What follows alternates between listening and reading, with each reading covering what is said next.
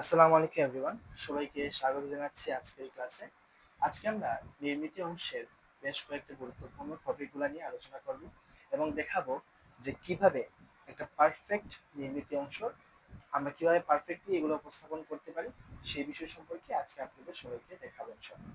তো প্রথমেই দেখুন, নির্মিত অংশে আমাদের সবচেয়ে গুরুত্বপূর্ণ টপিকের একটা হচ্ছে সারাংশ এবং সারমর্ম। এই সারাংশ আমরা কিভাবে লিখতে পারি? প্রথমত, সারাংশ লেখার জন্য অবশ্যই আমরা খেয়াল রাখতে হবে সেটা যেন 3 থেকে 5 লাইনের মধ্যে হয়। সারাংশ কয় লাইনের মধ্যে হতে হবে? 3 থেকে 5 লাইনের মধ্যে। এবং আমরা যে বাক্য লিখবো সারাংশে সেটা সাধারণত 3 থেকে 5 বাক্যে লিখবো। ওই আগের জিনিসই ঘুরে পেঁচিয়ে বলা আছে। এবং আমরা সবসময় চেষ্টা করবো স্যার খুব জটিল না করে সহজ ভাষায় আমরা সারাংশ লিখতে। এবং পরবর্তীতে আরেকটা জিনিস বলে রাখি, সেটা হচ্ছে যে আমরা কখনোই মুখস্থ লেখার চেষ্টা করব না, ঠিক আছে? তবে অনেক সময় মনে হইতে পারে যে মুখস্থ লেখাটা পারফেক্ট, বাট তুমি এমন সারাংশগুলো পড়ে গেলা যেগুলোর ভেতর থেকে আসলো না, নতুন কোনো কিছু দিয়ে দিল, তখন কি করবে? তখন তো মুখস্থ করে যে সারাংশটা যাবা সেটা তো তুমি লিখতে পারবা না। সো প্র্যাকটিস করতে হবে। সো এই 4টা জিনিস আমরা খেয়াল রাখলে ইনশাল্লাহ আমাদের সারাংশ খুব সুন্দর করে আমরা লিখতে পারবো। আশা করি আমরা বুঝতে পারছি। এরপরে দেখো, প্রথমত কোন একটা জিনিস আনসার করতে হলে কি করতে হবে? সুন্দর করে 1 নম্বর প্রশ্নের উত্তর পুরোটা লিখবা। এইভাবে এই যে সংক্ষেপে লেখার দরকার নেই, তুমি পুরোটা লিখবা, ঠিক আছে? এরপরে দেখো, খেয়াল করো যে এখানে পরবর্তীতে কি বলা হয়েছে আমরা একটু দেখি। যে এখানে বলা হয়েছে মানুষ সৃষ্টির শ্রেষ্ঠ সংক্ষম লেখা হয়েছে। আচ্ছা ধরো সেন্টেন্স হয়েছে কিনা না ওইটা ধরি না, ধরো এটা একটা সেন্টেন্স, একটা বাক্য। এই বাক্যটা হচ্ছে গিয়ে যে তোমাকে জাস্ট একটা জিনিস বলে দিছে, একটা সুন্দর করে তুমি একটা টাইটেল দিবা আর কি। যখন সারাংশ সারমর্ম লিখতে যাওয়া তখন সুন্দর করে একটা টাইটেল দিতে হবে তোমাকে, এইভাবে সুন্দর করে, যেমন মানব সৃষ্টির শ্রেষ্ঠ সক্ষম, ঠিক আছে, বা সৃষ্টির শ্রেষ্ঠ সম্পদ, এবং মানুষ মাত্রই মরণশীল, এরকম সুন্দর সুন্দর যে টাইটেল যেটা যায়, তুমি সেরকম একটা টাইটেল এখানে দিতে হবে, অন্যথায় হবে না। এরপরে খেয়াল করো, তুমি যে সারাংশটা লিখবা সেটা অবশ্যই, আবার বলছি, 3 থেকে 5 বাক্যে হতে হবে। এবং এই 4টা রুলস খেয়াল রাখো, যে 3 থেকে 5 লাইনে লিখবো, 3 থেকে 5 বাক্যে লিখবো, একই জিনিস একই কথা ঘুরে পেঁচিয়ে বললাম, সহজ ভাষায় লিখবো, এবং আমরা মুখস্থ লিখবো না। এবং সুন্দর করে একটা সারাংশ সারমর্ম যখন লিখবো তখন এরকম একটা সুন্দর টাইটেল দেওয়ার চেষ্টা করবো। ক্লিয়ার? ওকে, তাহলে সারাংশের ব্যাপার সেবার বুঝলাম। আরেকটা কথা হচ্ছে, সেটা হচ্ছে সারমর্ম। সারমর্ম সারাংশের মতোই, একটাতে কবিতার মতো দেয়া থাকে, একটাতে গদ্যের মতো দেয়া থাকে, ঠিক আছে? তো সারমর্ম কিভাবে লিখবো? সেম জিনিস, 3 থেকে 5 লাইনে লিখবো, এবং যে কবিতার পার্টটুকু ওইটা সুন্দর করে এক্সপ্লেইন করব। এটা এক্সপ্লেইন না, সংক্ষেপে এক্সপ্লেইন করব নিজের ভাষায়, ঠিক আছে? তাহলে আমরা সারাংশ সারমর্ম খুব সুন্দর করে লিখতে পারবো। এটা হচ্ছে খুব সুন্দর ট্রিক্স। এরপরে দেখো ভাব সম্প্রসারণ। ভাব সম্প্রসারণ ভাব সম্প্রসারণ অবশ্যই খেয়াল রাখবো যে আমরা ভাব সম্প্রসারণ 3 থেকে 5 পেজে লিখবো, ম্যাক্সিমাম। কয় পেজ? 3 থেকে 5 page, minimum 3 page, maximum 5 page, এর বেশি দেওয়ার চেষ্টা করবো না। কারণ এক ভাব সম্প্রসারণ লিখতে লিখতে যদি সময় সব নষ্ট করে ফেলি, সামনে তো রচনা লেখা লিখতে হবে, সো ওইখানে আরো বেশি সময় লাগবে। সো আমরা সময়ের প্রতি খেয়াল রাখবো।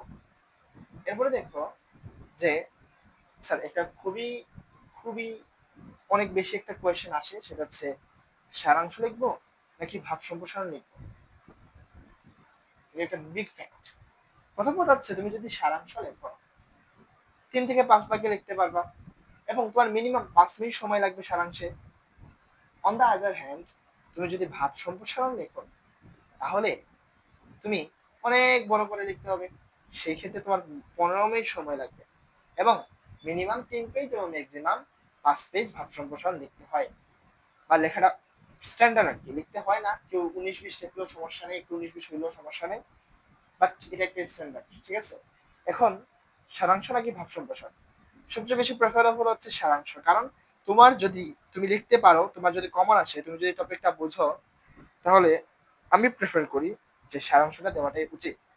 বাট তুমি যদি না বুঝো, তোমার যদি কমন না আসে সারাংশ বা সারমর্ম, সেই ক্ষেত্রে ভাব সম্প্রসারণে মুভ করাটা সবচেয়ে বুদ্ধিমানের কাজ। ক্লিয়ার? ওকে, তুমি চেষ্টা করবা সারাংশ দিতে, যদি পারো, যদি কমন আসে এবং সেতে সময় কম লাগবে, লিখতেও কম হবে। ঠিক আছে? তাহলে ভাব সম্প্রসারণ, সারাংশ সারমর্ম কিভাবে লিখতে হবে এটা তো বুঝলাম, এখন ভাব সম্প্রসারণ কিভাবে লিখবো সেটা আমরা একটু দেখি স্যার। প্রথমত দেখো এখানে যে ভাব সম্প্রসারণ কিভাবে লিখতে হয়। ভাব সম্প্রসারণ অলওয়েজ 3 থেকে 5 page, minimum 3 page, maximum 5 page লিখতে হয়। কেউ 4 পেজ লিখলে ওইটাও খুব সুন্দর দেখায়। আমরা সবসময় 3 প্যারা অনুযায়ী লিখবো, 3 প্যারাতে লিখবো। 3 প্যারা মানে আমি এটা বোঝাচ্ছি না যে তুমি উল্লেখ করবা যে ইন্ট্রো মানে হচ্ছে গিয়ে যে, এবং বডি এবং কনক্লুশন, ভূমিকা, মূল প্যারা এবং উপসংহার, এগুলো তুমি উল্লেখ করার দরকার নাই। তোমার মনে মনে সেট রাখবা যে প্রথম কিছু লাইন আমি ভূমিকার মতো করে লিখবো বা সূচনা করে লিখবো, মাঝখানের লাইনটা আমার যা আছে মাথায় সুন্দর করে সাজিয়ে গুছিয়ে লিখবো, এবং লাস্টে যেটা আছে কনক্লুশন বা উপসংহার, উপসংহারের মতো লাস্টের লাইন কয়েকটা দেওয়ার চেষ্টা করবো। লিখবো কিন্তু প্যারা এর নাম লিখবো না। এই যে লিখে দিচ্ছি যে আমরা ভাব সম্প্রসারণ লিখবো, ঠিক আছে, বাট আমরা কখনোই ইন্ট্রো, বডি, কনক্লুশন, এই যে জিনিসগুলা, ভূমিকা, সূচনা অথবা উপসংহার, মূল ভাব, সম্প্রসারিত ভাব, এগুলা লেখার দরকার নেই, এগুলার নাম লিখবো না, এগুলার নাম লিখবো না। বাট আমাদের মাথায় সেট থাকবে যে প্রথম 2-3 লাইন হবে ইন্ট্রো, পরের যে লাইনগুলো থাকবে সেগুলো হবে বডি, এবং লাস্টের কয়েকটা লাইন হবে কনক্লুশনের মতো। ঠিক আছে? সো এইভাবে লিখতে হবে, প্যারায় লিখতে হবে, বাট প্যারার নাম লেখা যাবে না। Minimum 3 page, maximum 5 page. এভাবে শুরু করব। 2 নং প্রশ্নের উত্তর, ধরো এটা 2টা পৃষ্ঠা, সুন্দর করে একটা টাইটেল দিতে হয় সারাংশ সারমর্মের মতো, ভাব সম্প্রসারণও যেমন শিক্ষাই জাতির মেরুদণ্ড। তারপরে তুমি ভাব সম্প্রসারণ লেখা শুরু করলা, ইন্ট্রো দিলা। প্রথমে ইন্ট্রো লেখার উল্লেখ করার দরকার নেই, এখানে ইন্ট্রো উল্লেখ করার দরকার নেই, আমি জাস্ট বুঝাচ্ছি যে এখানে ইন্ট্রো লিখতে হবে, লিখতে হবে। এরপরে ইন্ট্রো লেখার পরে কিছু গ্যাপ দিব, গ্যাপ দেওয়ার পরে এখানে বডি অংশ লিখবো, এভাবে এইভাবে লিখবো, এইভাবে এই যে পরের পেজে গেলাম, এবং লাস্টে 2-3 লাইন গ্যাপ দিয়ে আমরা কনক্লুশন লিখবো। একটু গ্যাপ দিব মাঝখানে, হালকা গ্যাপ, হালকা, বেশি নাই, হালকা গ্যাপ, যেন টিচার বুঝতে পারে যে এইটুকু অংশ উপসংহারের মতো লেখছো, এইটুকু অংশ বডির মতো লেখছো, এবং এইটুকু অংশ কনক্লুশনের মতো বা হচ্ছে গিয়ে যে উপসংহারের মতো লেখছো। সেই যে 4টা পেজ, পেজ 1, পেজ 2, পেজ 3 এবং পেজ 4 সুন্দর করে দেখাই দিলাম। এটা হচ্ছে স্ট্যান্ডার্ড একদম, ঠিক আছে? আর আবার বলছি, ভাব সম্প্রসারণে আমরা পয়েন্টের নাম লিখবো না, মূল ভাব, সম্প্রসারিত ভাব, মন্তব্য, এগুলা লেখা যাবে না। এবং আরেকটা কথা উল্লেখ্য, কোনো উক্তি লিখবো না। সাধারণত টিচাররা, বেশিরভাগ টিচাররা উক্তি দেখতে পছন্দ করেন না, এবং উক্তি লেখার তাহলে দরকার নাই। আমরা মনে রাখবো উক্তি লেখার দরকার নাই, যে অমুক এই কথাটা বলেছেন, সক্রেটিস এই কথাটা বলেছেন, এই এই উনি একজন বিজ্ঞানী এই কথা বলে গেছেন, একজন ঔপন্যাসিক এই কথা বলে গেছেন, এইরকম জিনিসপত্রগুলা, এই উক্তিগুলা লেখা যাবে না। আমরা এগুলো না লেখার চেষ্টা করবো এবং লিখবো না, এক কথায় লিখবো না। তাহলে ভাব সম্প্রসারণ, সারাংশ সারমর্ম আমাদের শেষ। এরপরে সবচেয়ে ইম্পর্টেন্ট জিনিস, সবচেয়ে বেশি মার্ক যেখানে থাকে, প্রবন্ধ রচনা। প্রতি বছর প্রায় 20 মার্কের মতো থাকে। এই প্রবন্ধ রচনা মহা ইম্পর্টেন্ট। অবভিয়াসলি প্রবন্ধ রচনা মিনিমাম 12 পেজ, ম্যাক্সিমাম 16 পেজ বলা হয়ে থাকে। বাট আমার কথা হচ্ছে, তোমার যদি হাতে সময় থাকে তুমি 20 পেজ মিনিমাম লিখবা। হচ্ছে মিনিমাম, যদি মার্ক ভালো পাইতে চাও রচনায়, তাহলে 20 পেজ এটা মিনিমাম লেখাটা উচিত, মিনিমাম 20 পেজ লেখাটা উচিত। I prefer. আমরা উক্তি লিখতে পারবো, বলে রাখবা ভাব সম্প্রসারণে উক্তি লিখতে না পারলেও প্রবন্ধ রচনাতে তুমি উক্তি লিখতে পারবা, এবং পয়েন্টার লিখতে পারবো। পয়েন্টার মানে কি, প্রত্যেকটা পেজের জন্য একটা করে প্রিন্টার লিখলে ভালো। অর্থাৎ একটা করে আর কি, ওই যে কি বলা হয়, ভূমিকা, হ্যাঁ, অর্থাৎ পয়েন্ট আর কি, পয়েন্ট। ভাব সম্প্রসারণের যে পয়েন্ট গুলো আছে প্রত্যেকটা পৃষ্ঠায় পৃষ্ঠায় ন্যূনতম একটা করে পয়েন্ট দিলাম, ন্যূনতম একটা করে পয়েন্ট দিয়ে যদি তুমি 20টা পয়েন্টে 20টা পৃষ্ঠা লেখো, সেখানে মার্ক পাওয়ার সম্ভাবনা ম্যাক্সিমাম মার্ক পাইতে পারো। সো খেয়াল রাখবা, আমরা চেষ্টা করব 20 পেজ লিখবো এবং 20টা পয়েন্ট দিয়ে লিখবো। কয়টা? 20টা পয়েন্ট দিয়ে আমরা লেখার চেষ্টা করব, তাহলে আমাদের ভাব সম্প্রসারণে আর কোনো ঝামেলা হবে না। এরপরে দেখো আরো কিছু জিনিস দেওয়া আছে। আচ্ছা, এরপরে আমাদের আরো কিছু জিনিস আছে, সেগুলো আমরা একটু দেখে নিই। দিনলিপি, দিনলিপি কিভাবে লিখতে হয়? দিনলিপি লেখার নিয়ম হচ্ছে, প্রথমে আমরা তারিখ দিব, তারপরে সময় এবং স্থানের নাম উল্লেখ করব, কোন সময় লিখছো এবং কোন জায়গা লিখছো স্থানটা উল্লেখ করতে হবে, এবং আমাদের এই দিনলিপিতে মূল কথা লিখতে হবে 3টা প্যারায়, মনে রাখবা প্যারার নাম দিবা না, বাট 3টা প্যারায় সুন্দর করে সাজিয়ে মূল কথা লিখতে হয়। ঠিক আছে, তো দিনলিপি এইভাবে লিখবো। এরপরে দেখো প্রতিবেদন রচনা কিভাবে লিখতে হয়। যেমন প্রাতিষ্ঠানিক সংবাদপত্রে যদি বলে, শুরু হবে আবেদনপত্রের মতো, স্মারক যুক্ত করতে হবে, টাইটেল দিতে হবে, এবং পরবর্তীতে মূল প্রতিবেদন দিয়ে প্রতিবেদক দিয়ে সুন্দর করে লিখতে হয়। ঠিক আছে, প্রতিবেদকে দেখো টাইটেল দিবা, পরিচিতি দিবা, মূল প্রতিবেদন দিবা, এবং আমরা ছোট করে একটু লেখার চেষ্টা করব।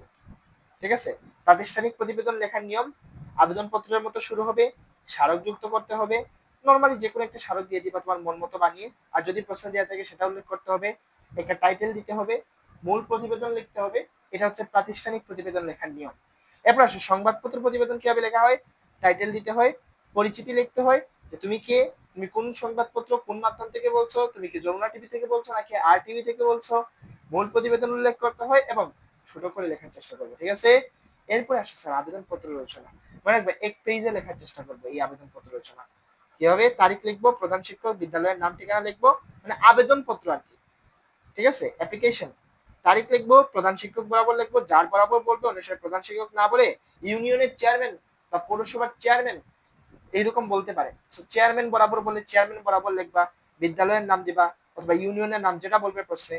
এরপরে সাবজেক্টটা লিখতে হবে একটু গ্যাপ দিয়ে, জনাব লিখে সুন্দর করে লিখবা, লাস্টে দিয়ে তুমি নাম টাম দিলা, তুমি ইউনিয়নের কথা বলে নির্দিষ্ট ইউনিয়নের নাম দিলা, আর যদি এটা সে প্রাতিষ্ঠানিক আবেদনপত্র সেই ক্ষেত্রে শ্রেণী রুল এগুলো দিয়ে দিলা। তাহলে এটি হচ্ছে নিয়ম, আবেদনপত্র লেখার নিয়ম।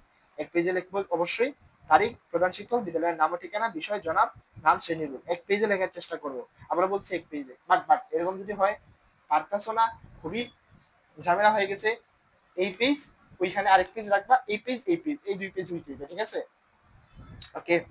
এরপর আসো বৈদ্যুতিন চিঠি। স্যার বৈদ্যুতিন চিঠি কি জিনিস? ওই যে আমরা ইমেল পড়ছি না ইংলিশে, ইমেল, ইলেকট্রনিক মেইল। ঠিক আছে, যদি আমরা ইমেল খুবই পরিচিত আমাদের কাছে, আমরা সবাই এগুলো সম্পর্কে জানি। তো এই ইলেকট্রনিক মেইলটা হচ্ছে একটা বৈদ্যুতিন চিঠি। এটা কি করতে হয় স্যার, প্রথমে ফর্ম লিখতে হয়, তারপরে টু লিখতে হয়। ফর্ম মানে হচ্ছে তুমি তোমার নিজের ইমেল নাম্বার লিখবা, যেমন tanzilhosenfuad@gmail.com, একটা এক্সাম্পল দিলাম, যদি ওটা রিয়েল না। তারপরে টু দিলা, যে কোনো একটা সাকিব@ইয়াহু বা gmail.com। সিসি মানে হচ্ছে তুমি যাকে পাঠাচ্ছ, অর্থাৎ তুমি যাকে পাঠাচ্ছ সে তো টু। ঠিক আছে, বাট তুমি ধরো যে একাধিক ইমেল ফরওয়ার্ড করতে, ফরওয়ার্ডের মতো আর কি, যেমন মেসেজ তুমি অনেক সময় ফরওয়ার্ড করো না, তোমার একটা বন্ধুকে তুমি সেম মেসেজ অনেকগুলো বন্ধুকে দিয়ে দিতে পারো। তেমনি এখানে সিসি মানে হচ্ছে যে ওই ওই জিমেলটা বা সরি ওই ইমেলটা তুমি একজনকে পাঠালা, ঠিক আছে, ওর পাশাপাশি তুমি যদি একাধিক মানুষকে পাঠাও সেই ক্ষেত্রে এভাবে সিসি বিসিসি এড করতে হয়। বুঝতে পারছি? আচ্ছা, তুমি একাধিক মানুষকে একই ইমেল পাঠাতে চাচ্ছ। ওকে, আশা করি ক্লিয়ার। এরপরে দেখো সাবজেক্ট। সাবজেক্ট মানে হচ্ছে বিষয়, অর্থাৎ কোন বিষয় তুমি বলছো, একদম সংক্ষেপে 2-3 ওয়ার্ডে শেষ করবা। ওকে, আর এরপরে তুমি সুন্দর করে সংক্ষেপে লিখবা, 2-3 লাইন, 4-5 লাইন ম্যাক্সিমাম, লিখে সুন্দর করে ইতি দিয়ে শেষ করে দিবা। মনে রাখবা বৈদ্যুতিন চিঠিতে খাম আঁকতে হয় না, খাম আঁকতে হয় না। বা ওই যে বক্স বলি না, যে এরকম একটা বক্স দেয়, টু লেখে, ফ্রম লেখে, এই জিনিসগুলা বৈদ্যুতিন চিঠির ক্ষেত্রে লেখা যাবে না। তো আশা করি স্যার আমরা পুরোপুরি বুঝাইতে পারছি। আরেকবার দেখাবো। মনে রাখবো স্যার, সারাংশ সারমর্ম 3 থেকে 5 লাইনে লেখার চেষ্টা করব, 3 থেকে 5 বাক্যে লেখার চেষ্টা করব, সহজ ভাষায় লিখবো, মুখস্থ লিখবো না। ঠিক আছে, এবং টাইটেল দিতে হবে সুন্দর করে উপরে। সারমর্ম ক্ষেত্রে একই জিনিস, কবিতার মূল পাঠটুকু উল্লেখ করতে হবে। আর ভাব সম্প্রসারণে 3 থেকে 5 পেজে লেখার চেষ্টা করব, সুন্দর করে এইভাবে হবে।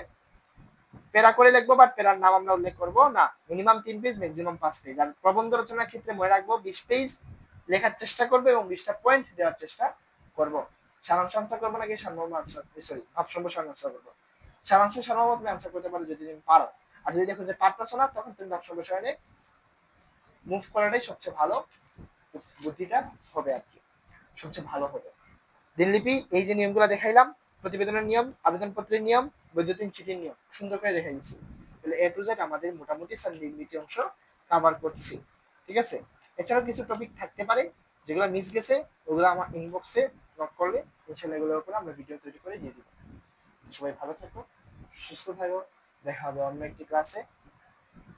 ওকে, এবং ইনশাল্লাহ সাবস্ক্রাইব করবা এবং ফেসবুকে দেখে থাকলে ফলো দিয়ে পাশে থাকবা।